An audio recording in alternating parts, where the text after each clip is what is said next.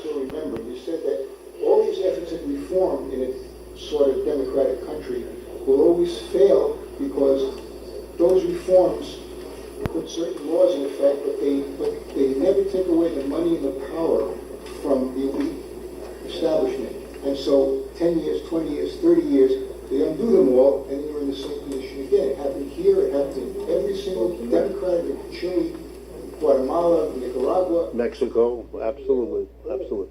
As long as you don't change that basic thing, you pass a law, you pass a reform, you pass a regulation, but you've left in place the people who have every incentive, having fought against that reform, having fought against the regulation, having lost, so the regulation passes. But if you don't take away from them their position as gathering into their hands the wealth of the society, you're leaving them with the weapon and the incentive to use it to undo what you've just done, which is what they do. It's what they do. They've always done that. The notion that you can make the piecemeal adjustments and reforms and somehow they'll stay there? What? What do you think? The people who didn't want that, they all went to sleep?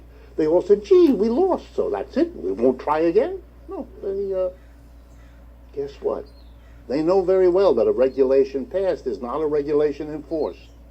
That a regulation passed is not a regulation that can't be amended, that can't be weakened, that can't be repealed.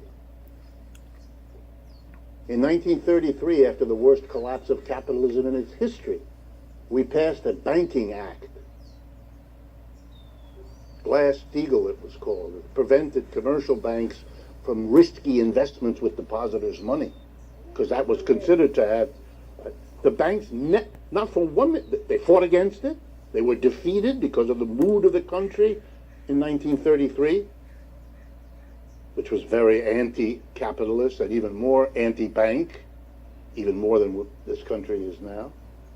So that law was pushed. The banks immediately went to work.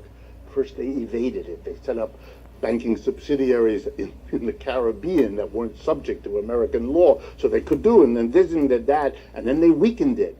And finally, when they saw that the political wind had shifted in the 1990s, they came with the last step. Repeal it. Erase it. And in 1994, whatever year it was, the Congress repealed the Glass-Steagall Act. And all it needed was the president's signature on undoing the New Deal. And that was signed by Bill Clinton. For those of you who imagine that a Clinton is going to fix anything, I can't help you if you're there. It requires an amnesia about American history that even those of us committed to that kind of amnesia as a sign of patriotism can't quite manage.